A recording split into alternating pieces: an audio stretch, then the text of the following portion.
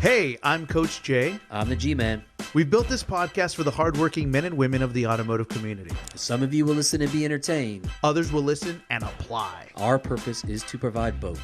Welcome to the Hard Shop Life. Welcome back, folks, to the Hard Shop Life.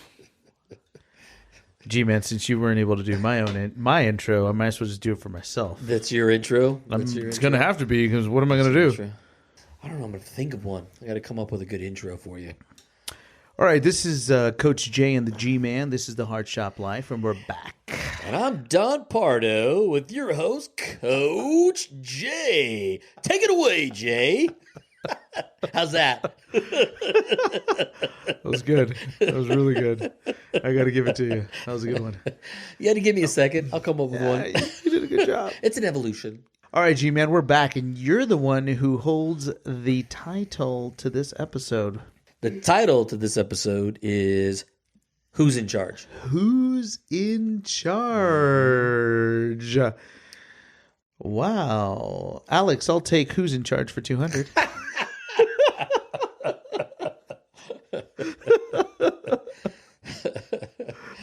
So this episode came to us because in a lot of instances, I think everybody heard the old euphemism that you can't let the tail wag the dog. Yeah, don't let the tail wag the dog. Wag the dog.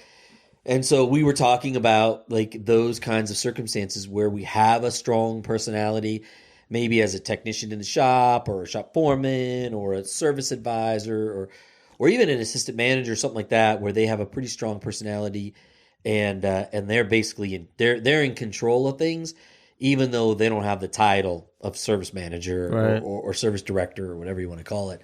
And that is really the definition of the tail wagging the dog. And I've seen it in a lot of instances. And it is an ineffective way to run a service department. Oh, very much so. Because what ends up happening is, even though it's just one person, it really does take the wind out of the sails of the manager, the person in charge. It really does like limit his ability to lead because everybody knows who really is calling the shots there, you know? I think it's sad. It's sad. Yeah. Yeah, because you have this title, you've worked so hard, you've gotten all this responsibility. You're probably not getting paid as much as your number one advisor, let's be honest. And I'm going to tell you right now, service advisors out there listening to this, you think your service manager makes more money than you? Wait till you get offered the position and learn and see what it is. Yeah, maybe they get a salary and a percentage of the net, but I'm going to tell you right now, man, service advisors make all the money. Yeah, it's true. And they're going to, I'm telling you, I know you're mad at me. I know right now, like, oh, no way. Oh, my God, no way. We don't make no money. Okay. I made more money as a tech. Oh, yeah. Than I did as an assistant service manager. I was bankrolling it. I'll tell you right now, as a service advisor, when I got offered the position of service manager, I was so excited knowing that I would take a little bit of a pay cut. Little bit. I took a pay cut, right? I took a pay cut to grow it. And I was willing to make the sacrifice. I completely forgot about the amount of money I was making on spiffs. I mean, come on, man. I paid my actual wedding. Okay, my in-laws gave us $15,000, and I used $25,000 in spiff money that I had stored underneath my bed. Jeez. Yeah, I swear to God, I did. Now, it wasn't all for the wedding; it was part of it for the honeymoon. But yeah, that's where my money went. Wow. So, yeah, so back to this, these situations and scenarios where I think that's how that situation develops, though, right? Oh, absolutely. I mean, the bully has grown from that, right? Absolutely. I mean, there's the ego. The ego just gets so big, and I hate to say it. It's the manager's fault. Yeah. So it's the organization's fault. Don't you think? Well, I think it's both, but I think it really does fall on the shoulders of the manager. He needs to do something about it. And if it's there, he can't look away from it and say, well, that doesn't matter. He needs to deal with the situation. Okay. And I think that's oftentimes the problem, is that you're the top earner in the store. Or maybe you're the highest trained technician and you turn a bunch of hours, and that's the person we just can't live without. I just can't live without him. And when you put somebody up on a pedestal like that, then really the final answer is that person is going to become entitled. They're going to feel entitled and empowered. And then they're basically, they're untouchable. Mm-hmm. And when you have actions with no consequence, then you do whatever you want. And when you do that, now all of a sudden you've created this force inside your service department that's going to be working against you, service or parts for that matter. And I mean, to be honest with you, this could be any industry. Oh really. yeah, anywhere. Anytime you have somebody you feel like you can't live without, that then uses that as a weapon against you, that's where you come up with this situation where the tail's wagging the dog. And really, to be quite honest, you're creating a bully. 100%. Right? All right, so today's episode actually, and we're going to put this in our comments, we're going to put this in the little subject line. This is going to be the short version for those of you that have ADHD and can't listen to episodes too long, and then the regular timed version, right? So we're going to do both. So here's the answer. Here's the solution. Here's the short-term solution and my version of the short version of this episode. So once I give you the solution now, okay, you can just cut it off and then do what you do with it. So here's a scenario again. We have somebody in the service department, somebody in the parts department, somebody somebody in your business. In the business that has to work with others in a department. Let's just say that. Mm-hmm. Who is the bully and maybe is a top performer and has a lot of leadership skills, a lot of influence, And it's usually the guy who speaks the loudest and is the criticized guy, the critique, right? Yep. So just to keep it short on this episode, this is the solution. Fire him. Fire them. That's it. Okay, you can now stop this episode and you can move on. The answer is fire them. No further explanation. That's it. Fire them. Okay? And let me tell you something. I'm going to go have a dead silence so you can go ahead and end the episode. The episode. Lucas, play the outro. Play the exit. Just play the exit music. Okay, now we're back. And here's the extended version. Part 2. Not even part 2. It's just the extended version. Director's cut. And this is what it is. So we have a person who demands and sets rules based on their own system. Yep. Right? Like, and I'm talking about the person that says, that's not going to work. Mm-hmm. Oh, I'm not going to do that. Oh, no. Look, I know what I'm doing. I've been doing this long enough. Don't come in here and tell me what I need to do because I already do enough. Yeah. If it wasn't for me, you wouldn't have the performance numbers that you have. Mm-hmm. If it wasn't for me, technicians wouldn't be demanding to work with me. So I worked a store in Chicago for a while. And I remember this like it was yesterday. The service manager wouldn't go out in the shop. What? He literally would not go out in the shop. What? He wouldn't go out there because there was a bully out there. It's like coming home from school and you take a different way home because you don't want to get bullied by the kids in the park, right? Yep. And that's exactly what it was. I remember saying, hey, come on, we got to do shop meeting. Like, let's go out and meet with the techs. Let's get these guys fired up. Let's get some things going. And he's like, no. I got this thing going on. And he would make excuses. But at the end of the day, he literally did not want to go out there. He and I had a long conversation about it when we uncovered the fact. I uncovered why. So there was a guy out there. He was one of the top performers. He had all the training. He could turn a lot of hours. And because of that, he was put up on a pedestal. And this manager was a young manager who came from sales, which is a really tough transition. Like, we don't get a lot of service managers coming from sales, right? Mm-hmm. So he was managing from fear. Like his goal was just to keep the wheels on the bus. Like I'm a new manager. I've been given this thing. Like I just want to make sure I don't screw it up. Right. And so he wasn't about to fire this guy. He's got the top earner. He'd be crazy to fire this guy, right? With the hours that he turns. And so he just kind of lived with it. And on top of that, it made things worse. He just kept empowering him over and over and over again. The more he wouldn't deal with it, the more empowered the guy felt. And so I said, that's it. We're taking this head on. Like we're going into the shop. We're going to control the tempo. We're going to set the pace. We're going to talk to these people. They're going to do what we tell them to do. And that's it. Like the hammer's coming down. We got a business to run, and that business is bigger than just one person. Mm-hmm. And I've said this on other podcasts, and you'll hear me say it a million times. Your responsibility as a manager is for the 100 or so souls that work there.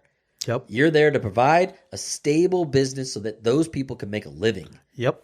And that's it. And if you feel different, you're doing the wrong thing. And I don't care what business you're in, but if you're running a business, that's your job. And so for me, like when I see something like that, it offends me because he is benefiting while he's hurting others.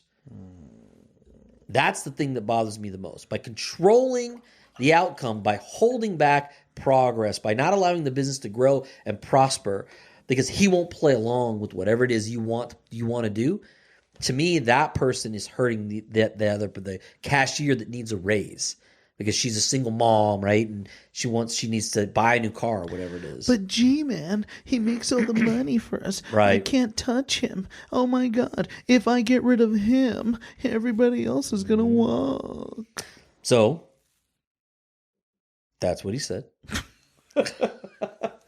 Mind you, I've never heard this story before, right. So I just know you just know the narrative. That's what he said. Okay. And I pushed him in the shop anyways. Of course. And it ended up coming to a head after I left. So I was only there, I was there a week, a month. And so I left to come back home. And he calls me a few days later and he says, I want to thank you for pushing me to do that. And he said, it didn't take long, but we had it out in the shop. And I told him, that's it. I'm not going to take this anymore. You got to pack up your stuff and go. And he fired him. And he left. And the entire shop changed. So I came back a few weeks later, and the whole mood, the entire service department, parts department, that dealership, like a cloud lifted off of it. It was crazy, the transformation. Yeah, I mean, it's funny. We've been taught in this industry that when you go into a place or whatever, you need to shoot the hostage, right? Right. I say F that, man. Shoot the terrorist. Go find that son of a bitch and destroy him, right? Ring him from the rafters and say, bro, you're a terrorist here. Yeah. You're the bully. You're the terrorist. I'm going to shoot you in front of everybody. Like, I'm not going to deal with that. Like, I'll never forget one time there was, when I first started, I was just a young buck, and the number one service advisor was this lady, and she was amazing. Okay. She had been there for 20 years. She was the number one advisor in the company. And I'm telling you, this company had at the time 90 stores. She was number one. She killed it. She destroyed it. People would drive in. If she wasn't there, they'd drive. I mean, she murdered it. Right. And then, but she was the bully. Right. She was the one that would go out there. That's my customer. No, give it to me. Like, everybody laughed at me because I first started and I gave her everything. Right? She trained me to the point where I would go to her and go, hey, is this your customer? And she'd be like, actually, it is. I'll take that from you. Oh, they're here for a timing belt. Go ahead and have it. Right? Here's a gift. Yeah. And so everybody made fun of me. And I was like, oh, I'm just trying to, I don't want to ruffle feathers. And she would do that, right? And then, the manager would call a meeting or something. Okay, everybody needs to be here late. Oh, can't make it. Yeah. It got to the point, bro, where she didn't even give the excuse. She would say, can't make it. Nope. Yeah. And so looking back on that, doesn't it create confusion? Because don't you feel like, well, the truth is she's really in charge. Yes. Right? Yes. It's like, yeah, there's a manager here and he's got the title. Yeah. But she's really the one. I need to make sure she's happy. Yeah. Because she'll make my life miserable. Yeah. So, the bad part is she, for some way, shape, or form, had all the support of the controller. Okay, and this lady had been there for a long time. She had a backer. Oh, she had a back 100%. Right? And the controller, I kid you not, would say, I will be the number one advocate for all the females in this business. Right? Mm-hmm. So, of course, she would run up to her and she would come back, oh, can we figure this out? And maybe there's a misunderstanding and all that stuff, right? And it would drive the manager crazy and said, look, I told her, well, maybe she had a reason or, she has whatever, right? And it was like, I can't do it. So what did he do? It was amazing. He just pressed forward over and over. He played the game amazingly where he kept exposing her, right? She was not doing whatever. To the point where she just said, you know what? Don't make me quit. She said that. Don't make me quit. Because I'll tell you what, this place will go in flames if I leave. If I leave. That's the funny. Come on. Okay? If I leave, do you know you will bankrupt. Oh, yeah. You will go bankrupt. Oh my God, we can't live without Okay? her. And I'm telling there's 9 advisors and she's one. And she's telling everybody, if I leave, it would be a detriment to this business. Okay? So one day she goes and she tells the service director, right? Or the fixed ops director, and says, this is outrageous. I don't want to. Oh, that was another thing. Oh, I forgot to tell you. Oh my gosh. No, because our audience members are going to deal with this. She didn't work Saturdays. Oh, yeah. That's the best. That's always the case, right? Like they always get the good schedule. Like yeah. Never am I going to work Saturday. Yeah. Like, don't even bring it up. Yeah. Right? And the funny part is, and I'll tell you what, he was a smart man, our fixed ops director. He was a smart man. My mentor, he's a smart man because he made a deal with her. I said, okay, if you're the number one advisor, that's fine. I'll give you a pass. Until another new number one showed up. And he loved it. He loved it because now it was open game. Oh, you're not number one anymore. I'm telling you, the very first month, she was not number one, the new schedule came out. Yep. The first time, and she went sideways. She says, absolutely not. I have not worked a Saturday in 2.5 years, 3 years. I'm not going to just come. No. Right, you're right. And congratulations, you've been the top person in 2.5 years. You just got taken over. You're working Saturday. Right? Get back on top. She didn't want to take it. She said, no, I'm not working a Saturday. I have too many things I've scheduled. Nope. Can't do it. Sayonara. Cannot do it. She goes, if you make me work Saturday, I'm going to quit. Right? Yeah. And that was the thing. Oh my gosh. Here it goes again. Here comes the general manager coming into the fixed ops directors. Here comes the controller. Hey, how can we figure this out? Whatever. Mm-hmm. He goes, no, I'm not going to be bullied. Right? Now, the good news is, and this is rare because most of our audience members right now are listening going, yeah, once a general manager comes into my store, I'm just going to listen to whatever they're saying and I'm not going to, okay, fine. She can stay how long as she wants. You know what I'm saying? Mm-hmm. The thing is this fixed ops director had a very good reputation of making a lot of money. And the general manager already knew that, right? At that moment in time, our fixed absorption was in the 90 percentile, above 90%. Mm-hmm. You see what I'm saying? And she was taking all the credit for it. Right. Because of my sales, you'll get here. Mm-hmm. He cut a deal with the general manager. Goes, look, let me lead and let me do what I do because I can assure you she's already now in second place. He said that to him. She's now in second place. Now, mind you, the deal was she doesn't have to work Saturdays if she's in first place, but she's in second place. What was her excuse, do you think? It was a bad month. Bad month. That's Yeah. boom. But I had just had a bad month. It happens to us. We just have a bad month. Yeah. Okay, no problem. So next month I'll remove you. I'll remove you again. But as of right now, you're working this month Saturdays. And at that time, it was every other Saturday. She had to work 2. Oh God. What a hard life. What a hard shop life. She worked the first one, hated it. Made everybody's life a living hell. Everybody. Oh God. Telling everybody she'd never done this, telling all that. She hated it so much. On Wednesday, she warned everybody. Everybody. If I work this Saturday, if they make me work this Saturday again, I'm going to put in my notice. If I have to work, she told technicians. Now technicians and everybody's like, oh, she's going to quit. She's going to quit.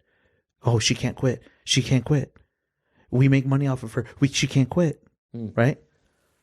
The warranty administrator comes in and speaks, knocks on the door. Hi, Mr. Fixed Operations Director. I just want to give you the inside scoop that, there's a lot of tension going around that she says she's going to quit if she has to work this Saturday. Here comes Friday. It's 4:00 in the afternoon. Now, mind you, our Fixed Operations Director usually left at 3:00 on Friday. I'm just being honest. He was out at 3. It's 4:00. Good for him. 4:00. Pulls her in. Hey, let's talk. What time will you be here tomorrow? I'm not working tomorrow. He goes, why not? I told you that I don't work Saturdays and this is not going to work for me. I have other things. I have a doctor's appointment I have to go to. Oh, really? Do you have a doctor's note? I don't have to provide you anything. I'm just not going to be here tomorrow. Okay. Well, it's a decision you're going to make. That's perfectly fine. If you don't make it here tomorrow, that's you telling me that you're resigning. Okay. That's what she said. Okay. I'll go back to my desk and give you my 2-week notice. And he was like, really? She's like, yeah. You're not listening to me. I don't work Saturdays. I've been the #1 service advisor in this place for over 15 years. I've trained half of the people here at how to even be mediocre. This is my shop. These are my techs. Do you understand that? And if you think you can come in here and tell me and manage me on how I need to perform or how these other people don't even come close to my class of performance, you're sadly mistaken. I'm not working tomorrow. You're going to have to make some different arrangements. And he literally says, go back to your desk, write that letter. I need it. So she goes, and I'm telling you, she stomped out.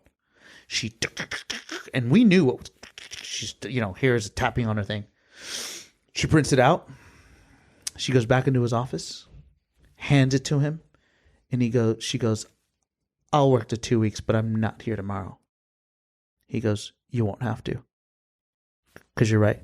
Tomorrow's your day off. And she could big old smile.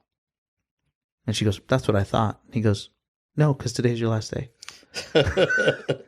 You get the rest of the days off. It was. And she goes, what? And I'm like, thank you. I have the opportunity. This is now in my hand. Right? And she literally tried to snatch it off of his hand. And he goes, no. This is your signature. Thank you. We accept it. We think that this has been great. I think that it's a great opportunity for you to go clean your desk. We thank you for your years of service. Today is your last day. He literally got on the phone with HR upstairs and goes, can you please prepare the last pay and last everything? And the lady on the phone was like, what? Today is so-and-so's last day. Please have this ready for me. I need it back ASAP. It was silence everywhere. Silence. And he says, you have 10 minutes to leave the property before I call the police. Because he knew she was going to go and do her thing. Right? Mm-hmm. And he didn't want disruption. Yeah, of course. Yeah, you gotta get them off, because otherwise they'll raise holy hell sometimes. 100%. Yeah. So he did what he did. He called the general manager first. Thankfully, the general manager supported him. And guess who? The controller walked her out. Shoot the terrorist, man. Yeah. Shoot. And let me tell you right then, okay? Everybody after that was in pure joy. Mm-hmm. And guess what? We broke the record next month, because all the stuff that she would do to people to unwind them, They didn't have to worry about that. They weren't living in fear. They attacked. They were so happy she wasn't there. They went and take their customer service experience amplified tenfold because they knew they had to make up for it. They had to convince all these people that would come for her that they could take care of them. Right. I think you got to have a certain level of humility to be part of a team. Like you're a solopreneur, you're out doing what you want to do. You can have some arrogance like that to yourself, but I think when you're acting in a group and you're part of a team, you can't have that level of arrogance. And I think you need to be humble. And I remember one of my mentors told me a long time ago. He said, "You're always looking for people that are humble, hungry, smart." Humble, hungry, smart. Those are the people you want to look for. They're humble. They're like, yes, please, I'm coachable. Teach me the way. They're smart. They can pick things up. They're hungry. They're eager. They want to go and go attack it. And if you have that trumps the bully, in my opinion. That trumps the the person that's entitled, that has some skills and that can do things, but lost that humility. They just lost that thing, and it's like. There's nothing you can do. You're done. They're going to spoil your whole team. They're going to ruin your life. They're going to make you miserable. Why are they there? Exactly. Right? It's like you cannot grow around one person. You can't. You have to have a team. Somebody that people want to charge. When you want to charge up that hill, you can't have somebody down there going, "Well, I'm not going." Right? Everybody's got to charge up that hill. Right. And so you just, I don't know. I wish that I've seen examples of getting that turned around. And if anybody's listening out there and they want to send some insights in or write us a comment and talk about maybe a time in which you saw somebody that was entitled or a bully and they were able to kind of turn around and kind of find their humility again and without having to be terminated, I'd love to hear that story because, I've been doing this, 30 plus years and I haven't seen it yet. Right. And it to me, I hate the fact that that's the answer. But if you go back to where we were at like whatever it was, 3 minutes, 30 seconds into the podcast, where we gave the answer to the problem, and the answer, I wish the answer wasn't terminate, but that's just what it is. I don't know any other way around it. Yeah. So here's the thing. All right. So again, our listeners are not going to like that we say terminate because it terrifies them. It terrifies them. Okay? It terrifies them. So let's think of some, optional items or whatever we can say. Okay, first and foremost, take control. Set the standard, set the directive, and execute. If you don't want to lose them or you don't want to fire them, you got to just tell them, look, I'm the boss. I set the rules. I set the parameters. Yeah, a lot of it starts without clearly defined standards or parameters, right? Exactly. So, we listened to today. We had the bully, right? We're doing something where everybody's supposed to print out or text their numbers and their performance numbers, and the bully sends out their numbers and then says a condescending, comment afterwards, right? Right? And the manager never responded. We didn't respond either. It was really attacking us, right? We didn't respond. We were above it. Instead, we got a conversation and we called a meeting with the general manager and the service manager and said, look, you have a problem.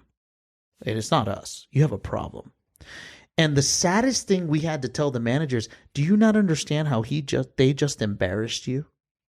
They embarrassed you. And that's the thing. I think I think they look at that and go, well, they're always joking around or whatever. And they're saying that, but the truth of the matter is it's really a punch in the face of the leadership that's there. Absolutely. Because it's saying that I'm not going to play your game, and I also can say whatever I want to say without consequence. Right. And that to me is a dangerous place as a leader. They're setting the tone. Like when you look out at the landscape of that, what you see is that person's in charge. Correct. And the leader's not. Right. If you're out there and you're a leader and you've got that problem, you have to recognize it first. Absolutely. First and foremost, understand that if somebody's dictating policy, if somebody's dictating schedules, if somebody's dictating where they work, who they work with, when they work, they're laying down policy to you, you're in a bad position. You never want to be there. Absolutely. There's nobody that's that important, including like, I'm sorry, but I was, I gone in and turned service departments around and got them from losing money to profitability, and I still know that I'm expendable. Right. Right? I still understand that I'm there to help them. I'm there to provide value to them, but in no way am I entitled to this. Right. Right? Right.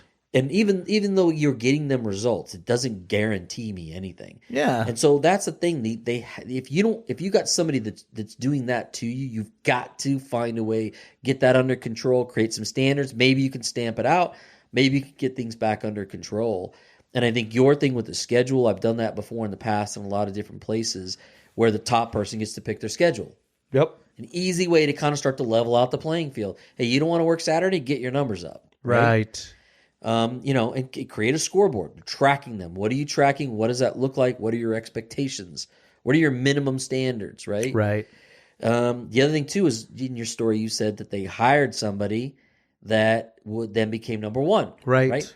Always be on the lookout for top talent. Get somebody in there. If you've got somebody that's dictating policy because they're the only show in town, they're the only person right now that's getting numbers, hire somebody else that gets numbers. It automatically starts to level things out for you. Right. And let me tell you something. He was very strategic, the fixed ops director. He was because he knew that guy who was number one had been there for almost a year by the time that happened. Right. So this was a long game play. Like he knew, he goes, if I'm going to get to her and control her, I have to put competition in place. And so the thing is that you as a leader, you have to build a team of superpower people. Yeah. Right? And you need to know how to encourage those people to do what they need to do to get to the top. Mm-hmm. Right? Because I'm telling you right now, I see it time and time again in so many of departments, is that you have that one superstar. They just focus on that one superstar. Yep. That's that one person. That one person. Every single one of the stores that we have has that one. Oh yeah, I've been in 100 service departments, at least, if not more. Every time I'm there's one of those guys. There's one. And I'm like, get two, have three, have four. Like, what's going on? And they're not always bullies. Don't get me wrong. No. A lot of times they're super humble and like very appreciative of the position they're in and love their manager and like, they're not always bullies, but there is always one person that's the top dog. Right. There's always one person that's got the big numbers that seems to be the leader in terms of how much they contribute to the team. Yeah, and those guys are my favorites when they're the ones who keep the other ones accountable. Yes. Those are the guys that say, hey, you know what?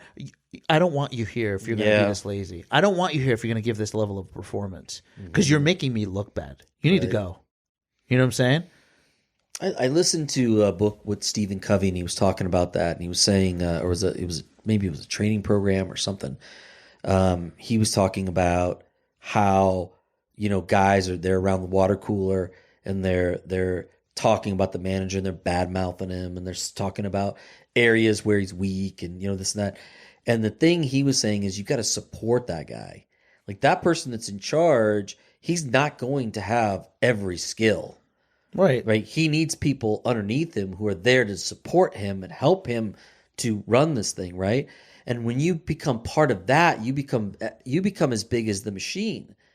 Those are the people that people look at and say they should be promoted. They want to do something more with because they're more than just a talent. They're the team player. Yeah, but you know what? And I agree with you. But here's the reality of it. Okay, this is what our listeners are saying.